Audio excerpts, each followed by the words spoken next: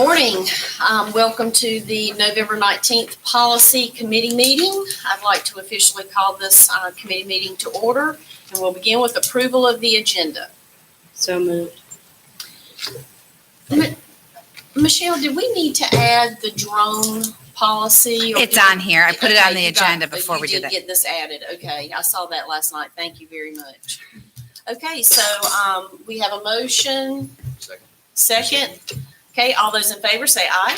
Aye. Aye. Okay, we will begin with policies for second review. No approval of that minute. Oh, I checked that one off. Okay, approval of the October 23rd open session minutes. I move that we approve the October 23rd open session minutes. Second. Okay, all those in favor say aye. Aye. Aye. Thank you. Policies for second review. We'll begin with policy 1-23.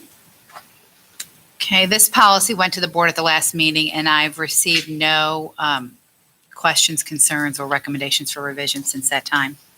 And this was regarding public records. Yes, and we would ask that this go to the board at the December meeting for approval. So moved. Second. All those in favor say aye. Aye. Okay. 3-6 staff student relations is the next one for your review. This went to the board at the last meeting.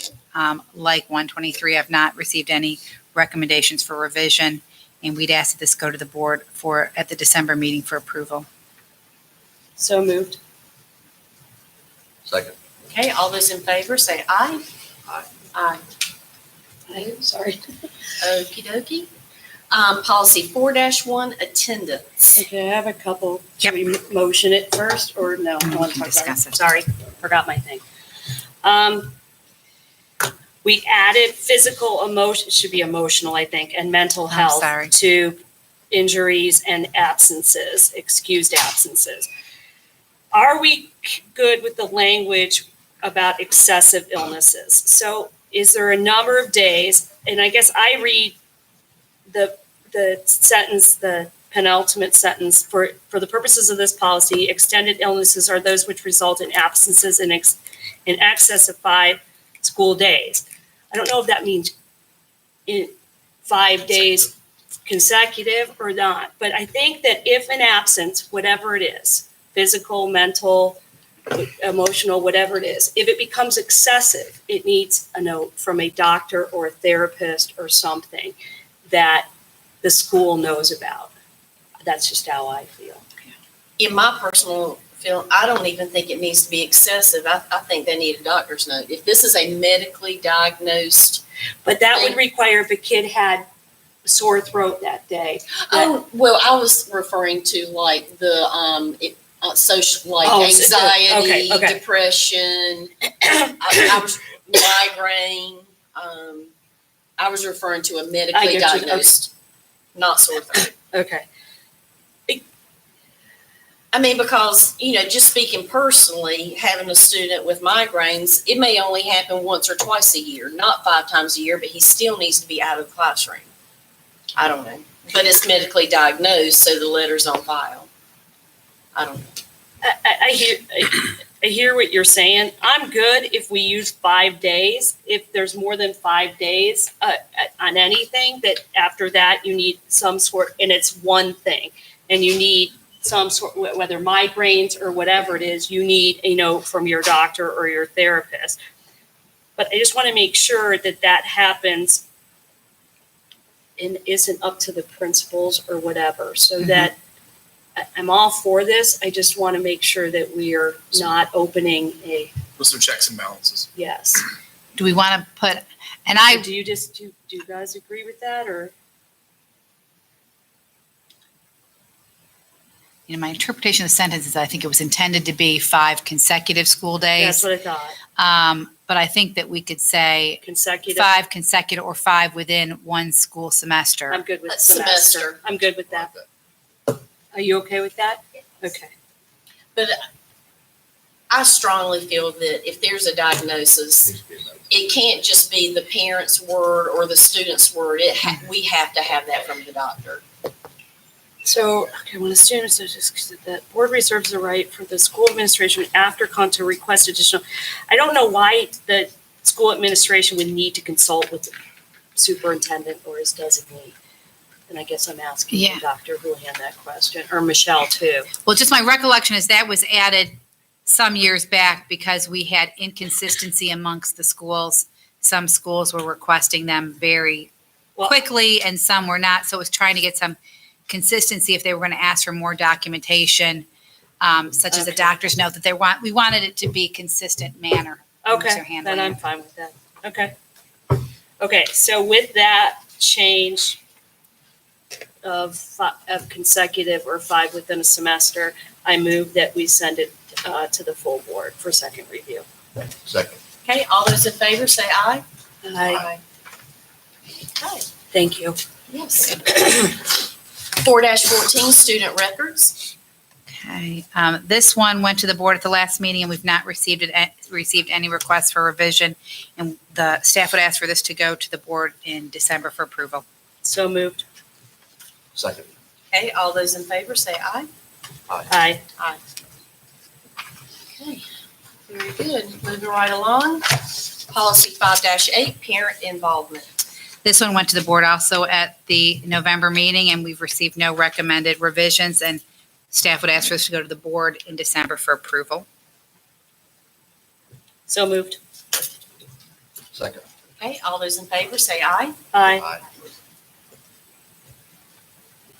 Good. And proposed new policy, electronically stored information.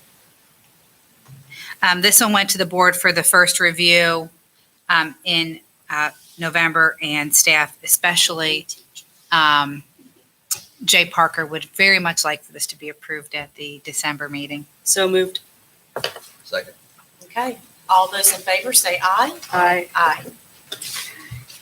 Okay, good job. So that brings us to policies for first review. And we'll start with 3-2B, certified employees, contracts, dismissal, and non-renewal, and resignations. The revisions in these policies, almost universally, was due to some statutory changes. And so that's why we're bringing them to you today. The certified employees, there's been change to how you define somebody who's worked in a full-time position, so that was added.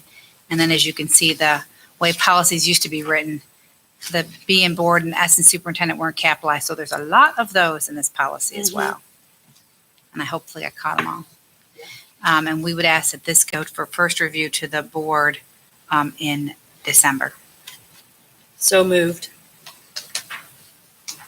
Second. All those in favor say aye. Next, 3-5, drug-free workplace. This policy's got some extensive revisions. There were a lot of changes due to DOT changes for drug testing of employees, and this is a required policy revision. We had some of this in an administrative guideline, so what we've done is taken and put it into policy since that's the way the expectation of the law is. And this language was taken from the School Boards Association, and we would ask that this go for review in December. I have a couple questions. Sure. The DOT covered employee, if you go back to page 4 of 10 under conviction of a crime. So second sentence, in addition of any employee or volunteer whose duties involve driving a district-owned vehicle, why is that not a DOT covered employee? Because not all of those are required to have CDLs. And so the DOTs are the CDL holders, as I understand it. Okay. I think he's gone. And we have Driver some, of a vehicle 16 or more, okay. So we have vans and trucks and Yeah. stuff that don't Yeah. require that, okay.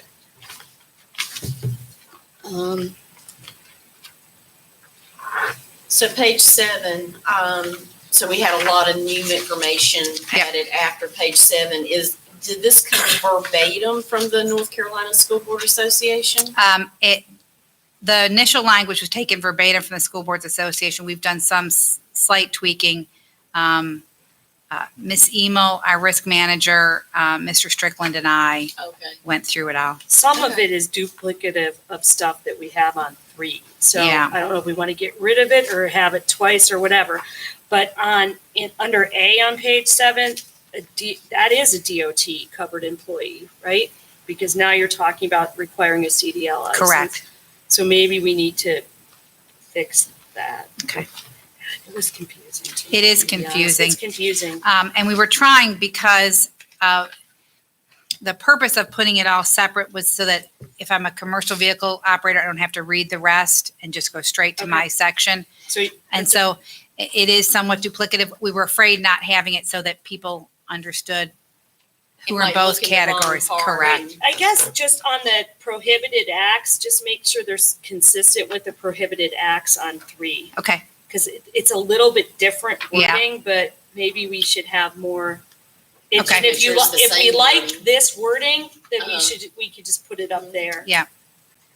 Because like this talks about a test result of 0.04 greater on a DOT, but that one doesn't have it here. Mhm. I don't know. Yeah. Okay. I'll clarify. I'll go back and try and sync those up. Yeah. Okay, thank Anything you. else? Any questions, comments, concerns? Okay. Oh, so we have to move, We- to send this to the full board for first review, First review. as amended, whatever you decide to do with it. Okay. I'll make those Okay. changes and Thank you. And we have a second. Any other comments, questions? All those in favor say aye. Hi, sorry. Okay, 4-6, administration of medicines. yeah, this, we expanded or clarified the definition of what is a medicine that would require you to follow our procedures because we're getting a lot of situations with kids bringing CBD products and all sorts of different herbal remedies to school. And to ensure the safety of our students, we've especially had some issues in neighboring counties where Cabarrus, for example, had some really serious situations with some CBD and THC situations. And so that our students would understand that anything that they bring requires to go through this policy. That was the reason. And I provided that to our lead nurses, and they wanted the change. And then we also added the section specifically about CBD and THC. Absolutely. Okay. And this we would request go to the board for review in December. I have one question. Substitute teachers under C, are they considered a school employee for like O?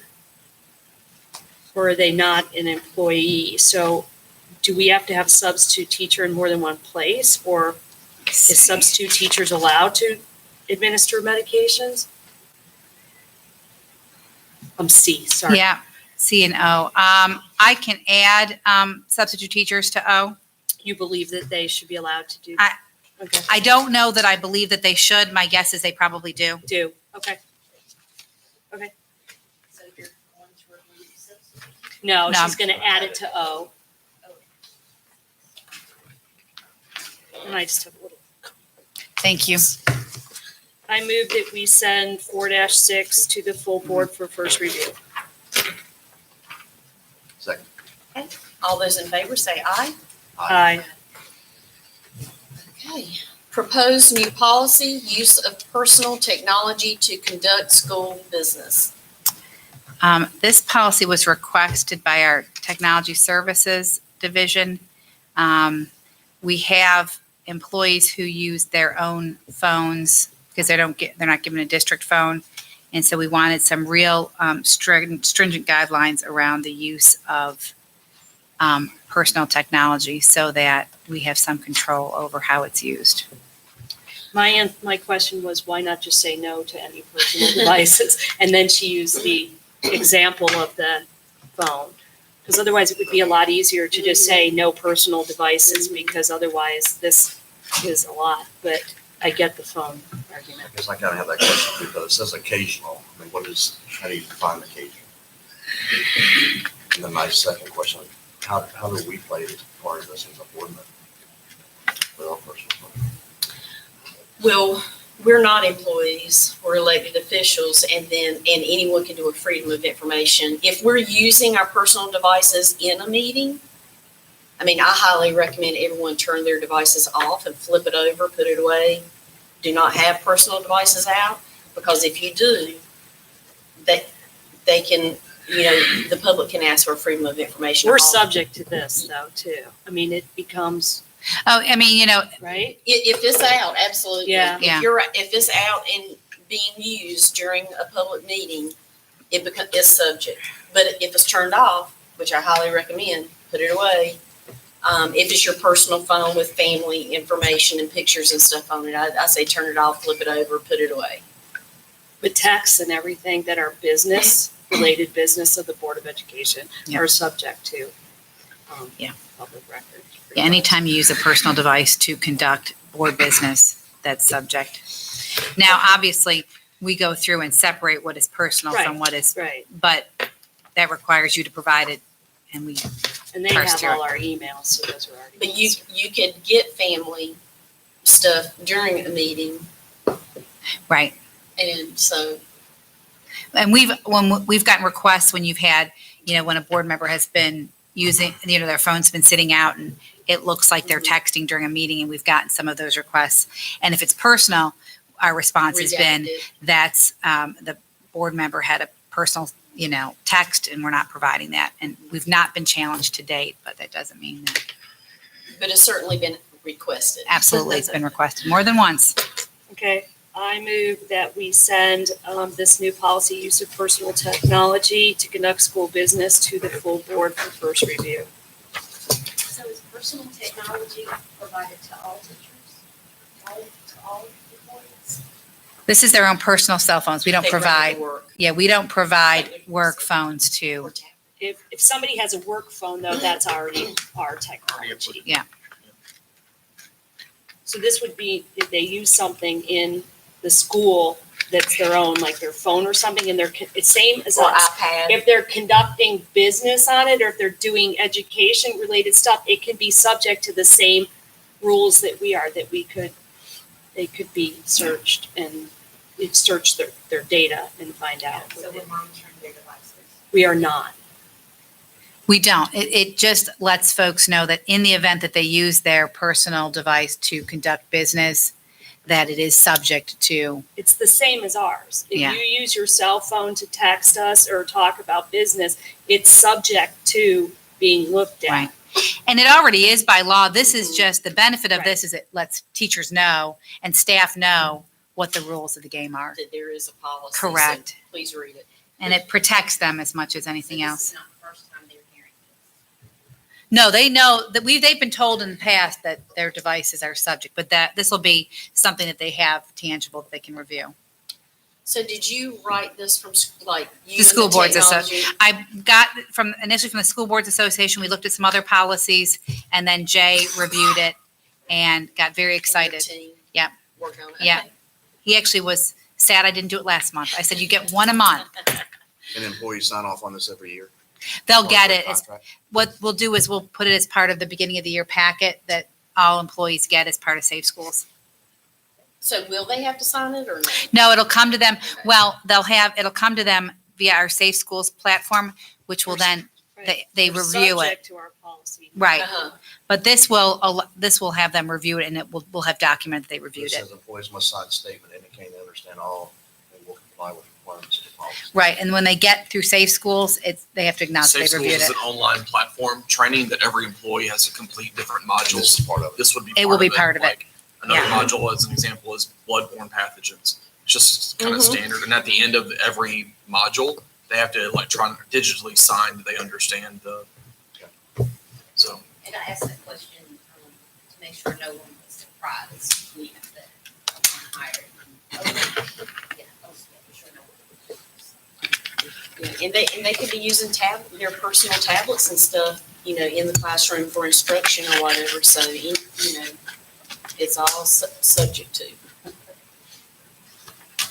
I have a motion and a second, correct? Yes. Okay, all those in favor, say aye. Aye. Okay, proposed new policy on licensure. Yes, this is one that I felt there have been some changes in requirements for CTE licensure, which is what prompted this policy to come to the top. And then I also was concerned that we didn't have a licensure policy in general.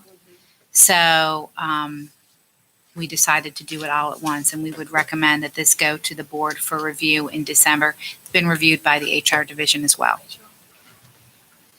Dr. Barnes reviewed it.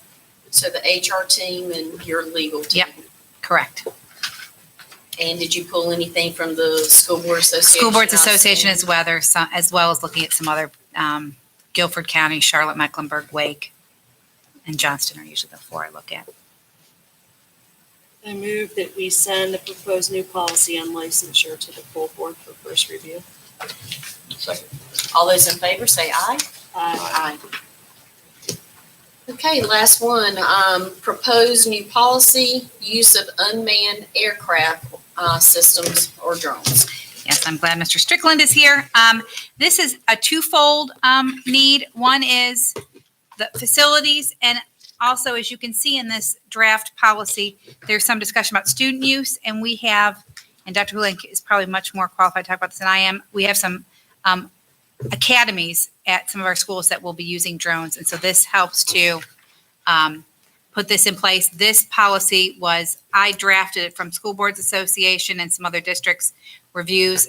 It's been reviewed by the Facilities Division. It's been reviewed by our risk manager, and it's been reviewed by Brian Davis, the director of CTE. We kind of, Mr. Strickland and I had originally looked at it and kind of said, well, let's start working in this direction. And then Mr. Davis and Miss Emo came to me late last week and said, this would be great to be in place for January with our academies. And so that's why I added it to the agenda late, because it was something that they really felt would be important to be in place sooner rather than later. How does this address non-CTE or non-UCPS drones showing up in Like after hours. No, during hours, both, any hours. Because we were doing some roofing last year and a drone came out of nowhere when we had people up on, so. This says that they can't use any on school property or at a school-sponsored event for any purpose. The use of it must be approved in writing by the superintendent and must comply with requirements of this policy. So it says they can't. Correct. And I guess the challenge is how do you chase the drone down when they show up and they're there? We can also call the Yeah. police because it's. Would that be trespassing or like, I don't know. Technically, yes, because we own everything from the ground up. Okay. Similar to the situation that happened a few weeks ago in Charlotte where a drone hit the Bank of America building and no one could really figure out who did it, and police is involved and FAA is involved and a number of other agencies. So that would probably be our course of action. And does it cover after hours, like on weekends? Say a parent wants to go to a football field and fly a drone. Yes, it's all time. It's our property at all School times. property. So they would have to get prior approval to do Correct. that. Correct. Very good. Any other comments or questions, input? Okay, So, no, sorry, okay. page 4 of 6. So F at the top of the page, the operator must not fly and over people, groups, people, public events, but we already have that back. The superintendent cannot or shall not approve the use of UAS for recreational purposes on school property or at school-sponsored events during the school day or at any time when groups of students or employees may be present outdoors. Mm-hmm. So did that already take into that, or is it beyond the recreational use, or what are we?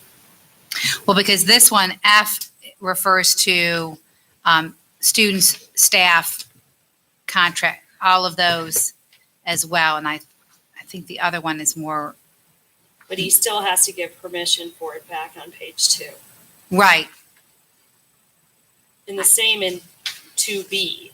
Students are prohibited from operating a UAS on school property or at a school without appropriate faculty but under federal regs. Okay, no, I'm good with that. Oh, no, sorry, next page, H. The use of a UAS within the physical confines of any stadium, field, or other structure, including the playing area of the venue, is prohibited.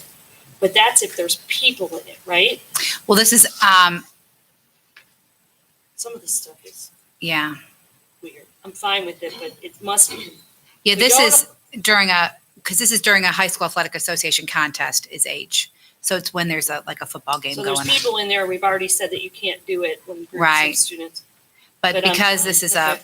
Okay. prohibited by the high school athletic association, trying to be more clear. So we need more time to revisit this policy. Well, and this is first review, so We'll have it again next month to look at more. you'll have, you'll have a whole month to chew on it. So you got this language from the North Carolina High School Athletic Association? The high school athletic association provided some of it to the school boards association, is my understanding, and then we've gotten it from the school boards association. Okay. Got it. Okay. Move that we send proposed new policy use of unmanned aircraft systems to the full board for first reading. Second. Okay, all those in favor say aye. Aye. Okay, that brings us to discussion of schools of choice for 2020, 2021. Oh, did you Yep. put that in? I did. I put that in board docs. Oh, I missed there's- that. Thank you. And I'm pleased to say that school choice works, as is demonstrated by the fact that we have 4 less elementary schools of choice than last year because they got chosen out of school choice, which is exciting. We did not add any new ones because we've not had any that where we've reduced enrollment sufficiently to add them, but we've got 4 less elementaries. Stallings came off. Shiloh, what would be Shiloh Valley Primary. We had both Shiloh and Sun Valley were on last year. Shiloh Valley Primaries come off. Wesley Chapel and Prospect. Those 4 were initially schools of choice, and they no longer are because they are over That's the awesome. threshold. That's awesome. Which is, so they're above 85%. Yep. So Hemby Bridge is right there at 85. So that's the highest of the choice schools, as I recall. And Mr. Okram is here to let me know if I'm mistaken on that. I'm sorry. I was looking at something. Oh, no, that's okay. He helped us with these numbers. And thanks to Mr. Okram for providing this data to us. He did it very quickly and very expeditiously for me, and I appreciate that.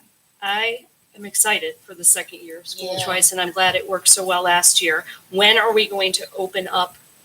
Can you cover the whole timeline? Yep. Let me pull up the calendar. So that people know when this will be coming to apply to it. But can we also remind the listeners what school of choice is? Oh, school. Yep. Sure. Yeah, go ahead, Michelle. School of choice are schools that families can choose to attend without a specified reason that meets board policy. And we should read them off since they can't see what we've. Sure. It's online, but we should read them off if you don't mind. The elementaries are Fairview, Western Union, Walter Bickett Elementary, Shiloh Valley Elementary, which is the 3-5 Shiloh Valley, Porter Ridge Elementary, Waxhaw Elementary, Marchville Elementary, Rocky River Elementary, Hemby Bridge Elementary, and Benton Heights Elementary. The middle and highs remain the same at East Union Middle, Monroe Middle, and Parkwood Middle, and Forest Hills High, Monroe High, Parkwood High, and Piedmont High. Awesome. So what's great about school choice, just to remind everyone, is that when you go into the lottery, and for the past 2 years, parents have been able to get their first choice for their student. This is very different than requesting a student transfer because a student transfer is only for 1 year and you have to reapply annually. And school choice, once you get in, you can stay through that terminal grade, through 5th grade or through 8th grade or through graduation and not have to apply every year. So that's, the beauty of school choice. The only, the similarity though, is that they do have, if they get in, they have to provide their own transportation. They are not provided, bus transportation. And there is a school, a calendar for transfers and special programs on the student assignment page on the website, if people are looking for it. The school choice lottery, which is really exciting because it's been late in the late school year and over the summer previously, but now it opens February 7th. So we will have, and it closes March 31st. So we'll have the ability, and parents will be notified by April 3rd. So things are, and last year we had elementary and then middle and high, and now we're running it all together early so that parents will have notification of their options much more quickly than in the past. So in other words, parents for the first time will know before the end of the school year if they're given a seat through school choice, which I think, as a parent was great. Great peace of mind if you're wondering. Do you remember off the top of your head how many parents applied last year? It was a significant number. I was thinking, Year one, it was slightly over 100, and everyone got their I'm thinking first choice. 400. Last year, it was about 400. yeah, I think it was kicking at 400. Can we get this out on social media today that we've made this decision and what the dates are? I know we're still a ways away from it, but not today, but in the next couple of days. We're gonna do that before winter break. That's okay. We have the calendar. It's been up, but just to package it all and get it out. Yeah, the calendar's been up for about 3 or 4 weeks now.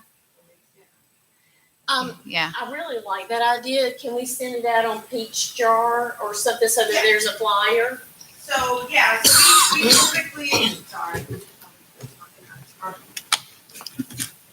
You're doing what you tell us not to do. Make sure it's on. Yep, very good.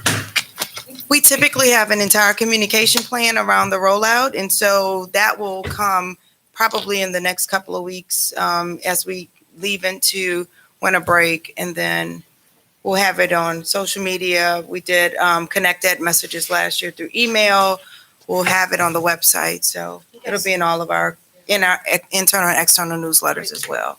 Thank you. It also gives us a chance. I typically like to meet with principals and talk to them about their marketing plans and their communication plans and kind of make sure we're all on the same page. And this aligns kind of kindergarten registration kicks off in February as well, so we kind of package it all around. Here's everything you need to register for.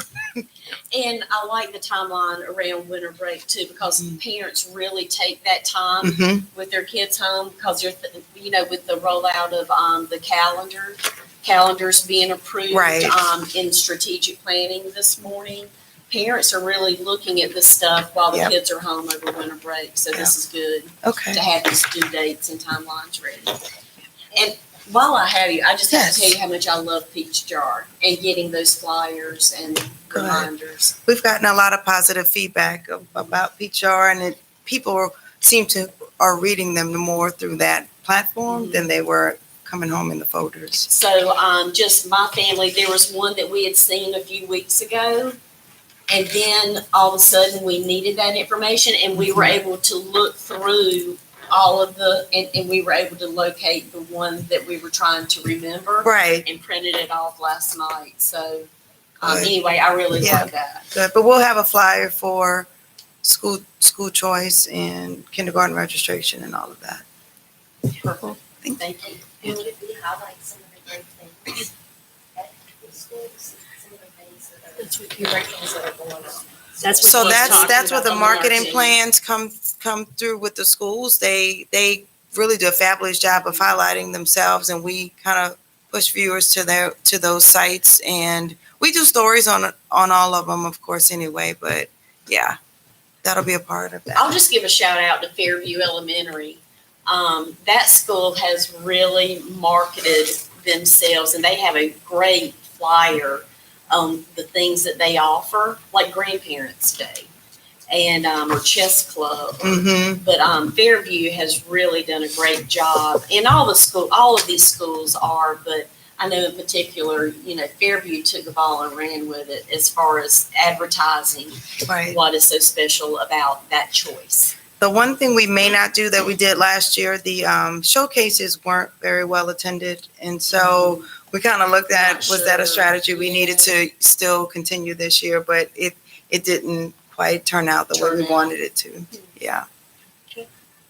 And Thank you. Okay. You know, there's lots of programs and lots of different opportunities for parents to apply for their students, and we're working really hard. We took one step this year, and next year it will be finalized that application periods will be much more closely aligned. We still have one that's a little bit of an outlier, but we're going to rein it all in next year. So everything, and we put everything through Scribbles this year. So all the lotteries and everything will be run through Scribbles. Will the CAT lottery be run through Scribbles? Yes, ma'am. Thank you. Yes, ma'am. Okay, thank you. Good Okay, news. so that was for discussion. Closing items, action items to be sent to the full board. I have all the policies for second review, policy 1-23, 3-6, 4-1, 4-14, 5-8, and the electronically stored information will all go to the December board meeting for final review and approval.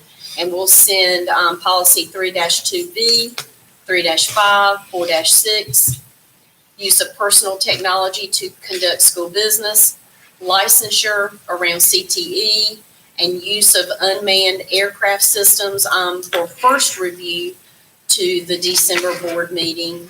Anything else? That's all that I have. Good question. Start of it. Third, The first December Tuesday. December 3rd, I think. December 3rd at 7 p.m. Yep, that's correct. Because of the Good catch. Thanksgiving weekend. It may be that Thursday. I thought it was Tuesday. So we're going to do it. It doesn't say seeking approval. It had November 5th before, but the last meeting will be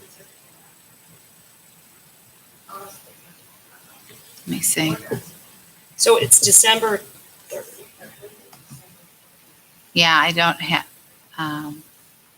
Okay, so thanks for catching that. We'll take a look and make sure that we have the right date and time.